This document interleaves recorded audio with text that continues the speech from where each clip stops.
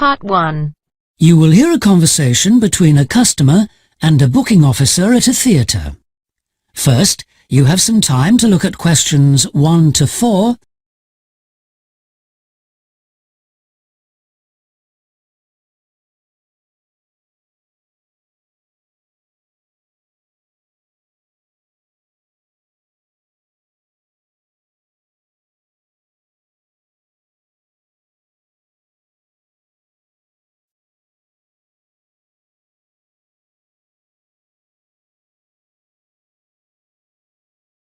Listen carefully and answer questions 1 to 4. Hello, Theatre Royal Plymouth? Oh, hello. I'd like to make a booking, please. Yes. What is it you want to see? The Imposter.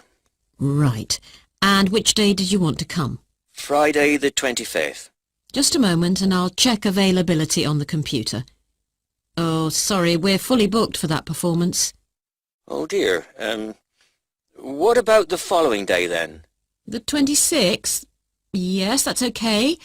We've got 2 performances on that day, one at 3:30 and one at 7. Which would you prefer? Oh, the later one, please. How many people? Well, there are 4 of us. Are there any concessions? Any children? Oh, I'm not sure. My daughters are 15 and 12. Do they get concessions? Only the 12-year-old, I'm afraid. So that's 1 child and 3 adults.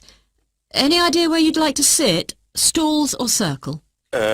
Tickets for the stalls are a bit more expensive. £12 for adults and £8.50 for children. The circle costs £10.50 and £6.50. Do you get a good view from the circle? Oh, yes. And in fact, we've got some seats left at the front, if you'd like those. Right.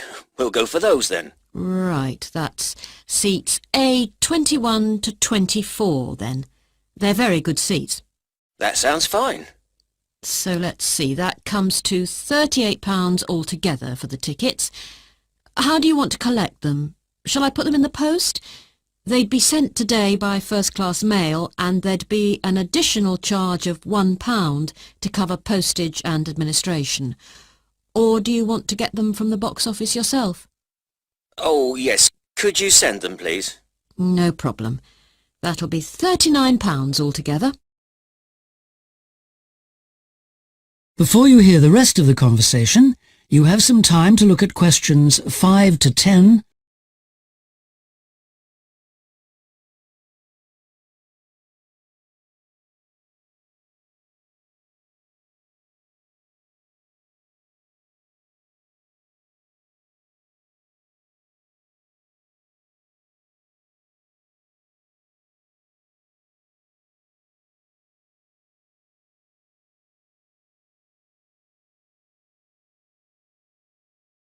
Now listen and answer questions 5 to 10. Could I just take your card details? What kind of card is it? Visa? Switch? MasterCard. OK. And the number? It's 3290 5876 4401 2899. 2899. OK. And the name on the card, please? It's Mr. J. Whitton. WHITTON. N for never or M for mother? N for never. Thank you. And now I've nearly finished, but I just need your address and postcode. Yes, it's 42 South Street, OK. Is that Plymouth? London. And the postcode? It's SW2 5GE. That's fine then. The ticket should be with you tomorrow. Is there anything else I can do for you? Yes, I was wondering if I could get regular information about what's on. Certainly. I can just add your name to our mailing list. Would that be OK? That would be very good. Yes, please. Oh, and there is something else, sorry. One of our group is hard of hearing, and I've heard that you can supply special headphones. That's right. As long as you tell us in advance, we can always do that. I'll book those for you now, and you can just collect them from the box office before the show. Thanks very much for your help. No problem. Thank you for calling. Thank you. Bye. That is the end of part 1. You now have half a minute to check your answers.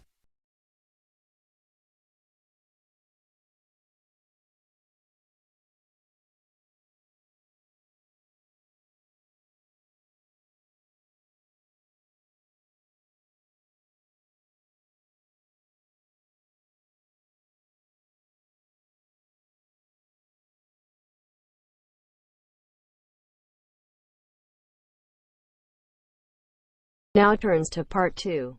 Part 2. You hear a club leader giving information to a group of young people who are planning to do a 2-week holiday course at the Tamerton Centre. First, you have some time to look at questions 11 to 15.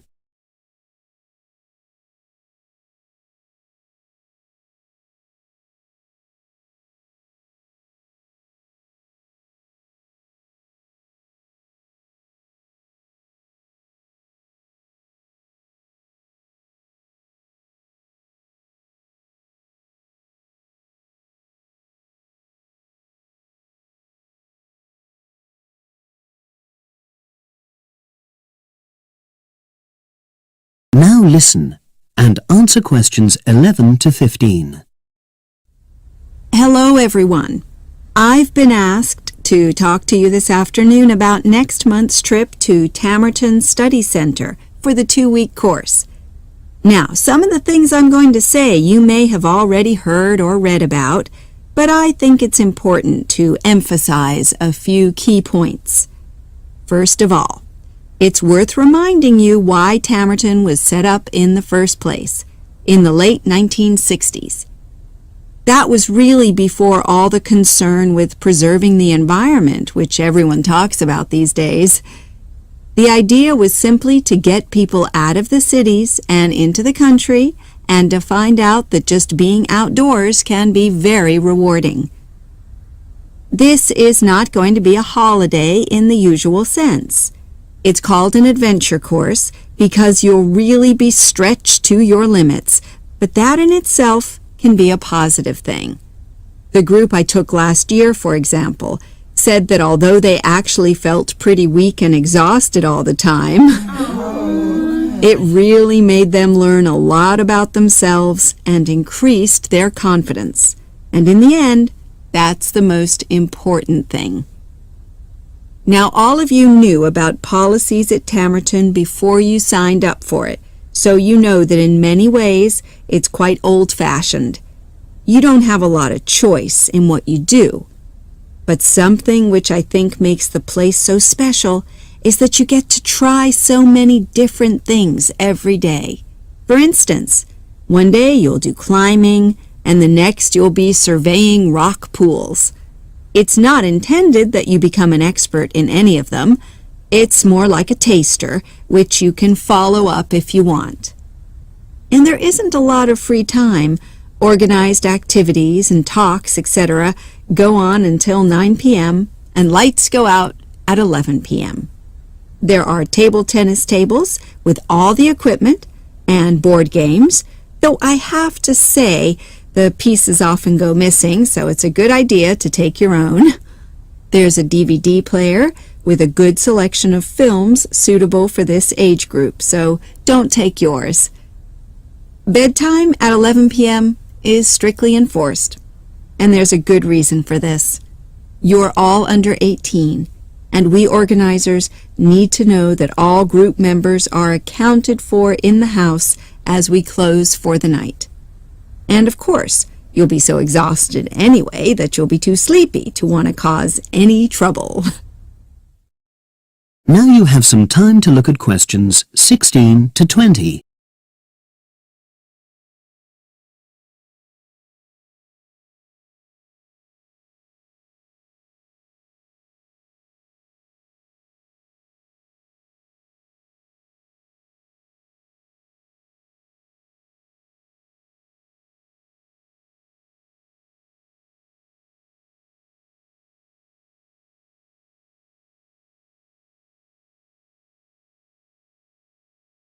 Now listen and answer questions 16 to 20.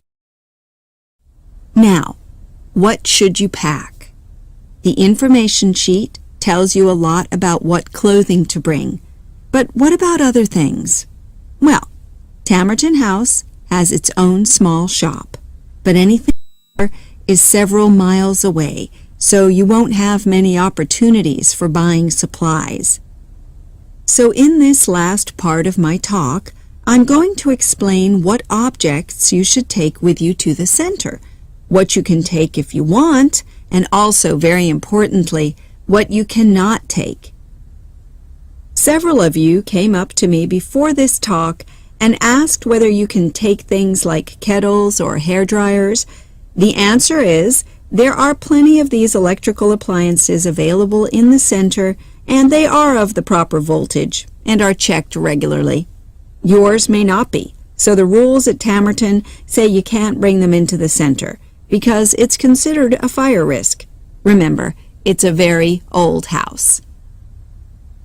Now another question was about cell phones. Although you definitely can't have them on during inside talks, you equally definitely need them when you're out on exercises. So they're a must, I'm afraid. Anybody who wishes to talk to me about borrowing a phone for the fortnight, please see me after this talk. Now, the weather's heating up at the moment, and you'll be outdoors a great deal. If you wear proper clothing, especially a hat, sun cream is optional. Also, they sell high-factor cream in the shop, so you don't have to take any of your own unless there's a special kind you use. Now, there's a special note about things like deodorants, which come in aerosol cans. I need to tell you that these are banned in the center because apparently they have the habit of setting off the fire alarms. If you want to take an aerosol can, you'll actually be at risk of being told to leave. And finally, people have been asking about whether they need to take towels. Well, the center does provide 1 towel per guest, which you're required to wash yourself. If you're happy with that, then don't bring another. If not, take one of your own. Just remember how much outdoor exercise you'll be doing and how dirty and wet you'll be getting. That is the end of part 2. You now have half a minute to check your answers.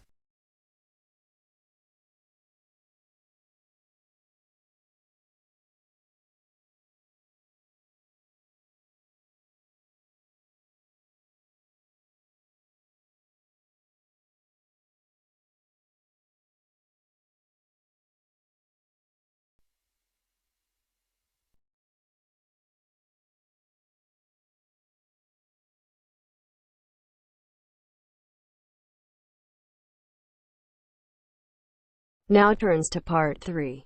Part 3.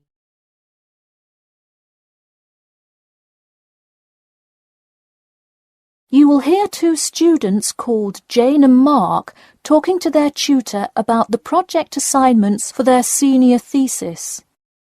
First, you have some time to look at questions 21 to 23.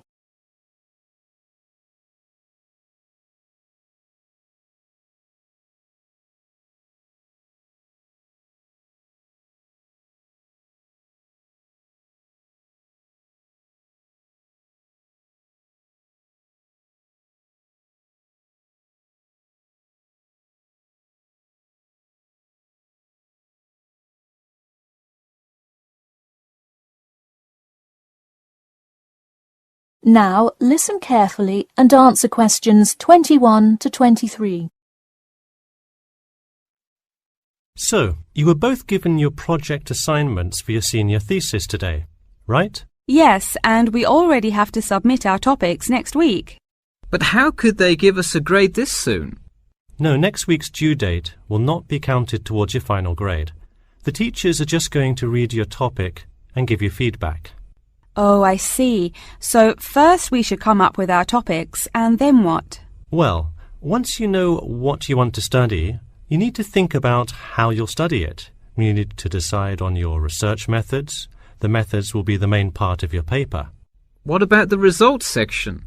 Well, I can give you feedback on that, but you will be the one carrying out an experiment and thus will have to produce the results on your own. What I would like to do today is practice writing research papers before you even begin your report. I'll give you samples of old data from past experience, and you can practice writing results and drawing conclusions. I think that would be really helpful. Yeah, it sounds like a lot of extra work, but I'm sure it would make our actual project easier. You're exactly right. So let's get started. First, let's try this simple experiment on fruit flies. Read the information and then take 25 minutes to summarize a results and conclusion section. That's really important. Pay attention to the time limit. OK, does it still have to be 6,000 words? No, don't worry about that. What if we get off topic? I wouldn't worry too much. You'll have so much information to write about that it should be easy to stay on topic. Before you hear the rest of the talk, you have some time to look at questions 24 to 30.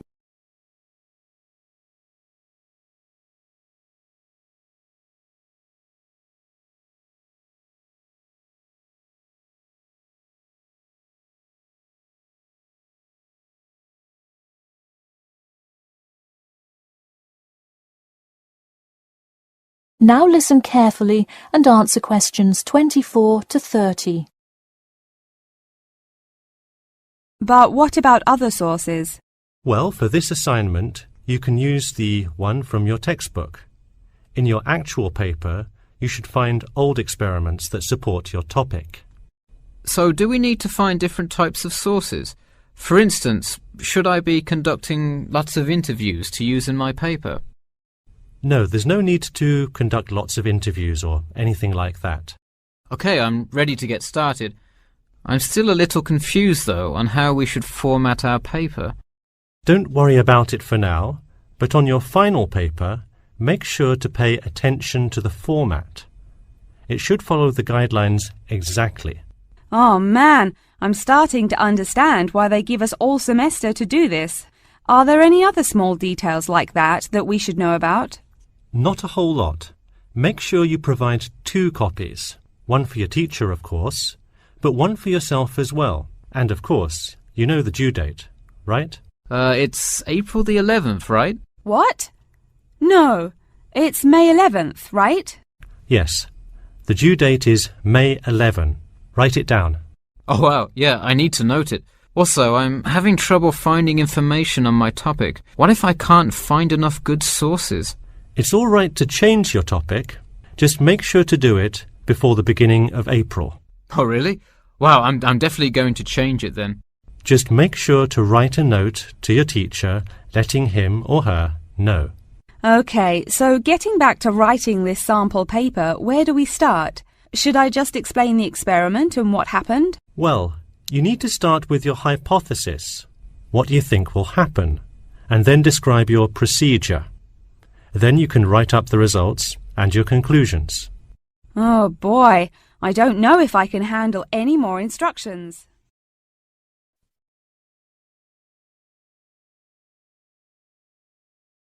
That is the end of part 3. You now have half a minute to check your answers.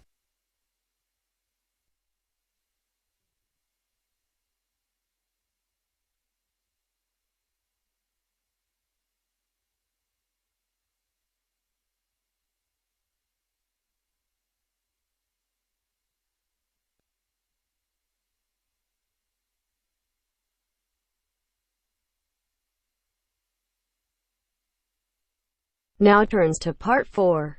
Part 4.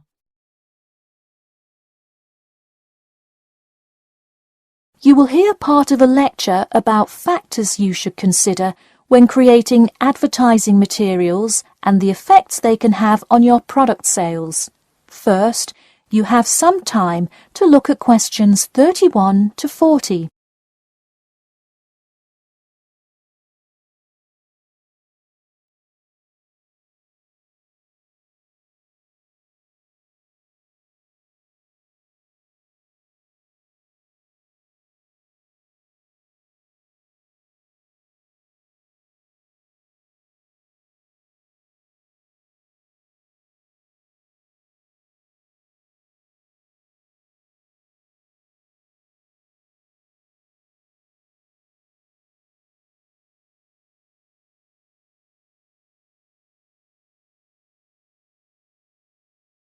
Now listen carefully and answer questions 31 to 40. Hello class, and welcome back to Marketing Strategies. This week I will expand upon last week's lecture by talking about factors you should consider when creating advertising materials and the effects they can have on your product sales. Lesson 1. Limit your advertising to the geographic area of your target market. Though you may have a product that people want in a large area, the distance that customers are willing to travel is a significant factor in their choice of where to purchase that product. Take this example. If you're really hungry and decide you want a burrito, would you choose the restaurant that is a block from your apartment, or the one that is just as good, or even slightly better, across town? Of course, you'd pick the closer restaurant. Next, there's the method of communication to your target market. How do you decide among radio ads, TV commercials, flyers, or even word of mouth? While we often think of the visual presentation of ads, there's much more to advertising than the look. Studies show that consumers are much more likely to remember advertising slogans if there's also a sound plate. Did you know that your sense of smell is closely linked with memory? Think about Mandy's candy store up the road. Every time you walk past it, you can just smell the chocolate, right? I bet you can almost smell it now.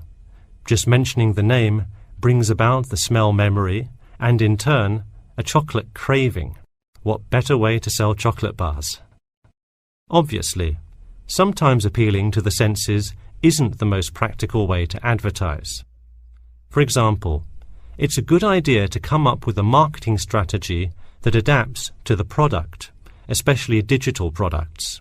The flexibility of this kind of products is extremely important, so it's very common for advertisers to form one single layout for all of their ads, the visual, the medium, even the majority of the content, and simply update the ad each time they come out with a new version.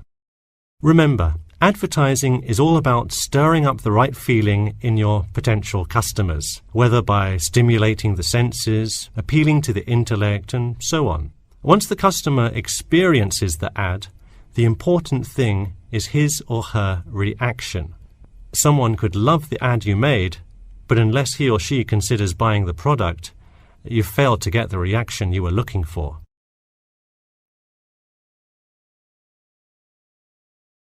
So once you have successfully reached your target customer, and you have his or her business, often you'll want to expand to a larger market. More often than not, the same marketing strategies you used in your small campaign may not work for a larger audience. The larger you scale your product, the more factors you must consider. For instance, Apple operates worldwide, so they must tailor their advertising for each market they enter. Often you'll see Apple ads on international flights that appear not only in English, which is the lingua franca of most regions, but also in the native languages of the majority of passengers. I travelled to Russia last week, and it was really interesting to see the same Nike ad that I've seen 100 times, except this time it was in Russian. Okay, going back to the medium of the advertisement, even after choosing to create print ads instead of radio announcements, television commercials, etc., there is more to consider. If you print your ad in a newspaper, it will be read by a far different audience than if you print your ad in a popular magazine. Would you put an ad for the new Justin Bieber album in a newspaper? Probably not, because that product is most suitable for youths. Let's face it, do you know anyone under the age of 25 that buys a newspaper? No. Now let's try a few strategy exercises. Imagine you're a company that is aiming to improve the environment by making products that reduce human waste. How would you advertise your product? Clearly it would send the wrong message if you put up flyers or other materials that cause lots of waste paper. Consider instead putting commercials on the Health Channel or buying ad space on websites like UNESCO. Or here's another example. What is one great place to advertise suntan lotion? How about a swimming pool? It has the exact group of people that need the product. All right, one last thing. Let's say you're filming a commercial for a water filter pitcher. What would be good scenery to use for the background? Think about somewhere calm and relaxing with clean, fresh water. Can't you see how much more effective a commercial with the beautiful scenery and flowing rivers of a national park would be than, say, water dripping from a tap? So to wrap things up today, think about the geography of your target market, the type of marketing material you should use, and the most effective way to appeal to the customer in order to make a successful ad campaign. That is all I have for you today. Make sure to read through Chapter 8 for Monday if you have not done so already. Okay, now I'd be happy to answer any questions you may have. That is the end of Part 4. You now have half a minute to check your answers.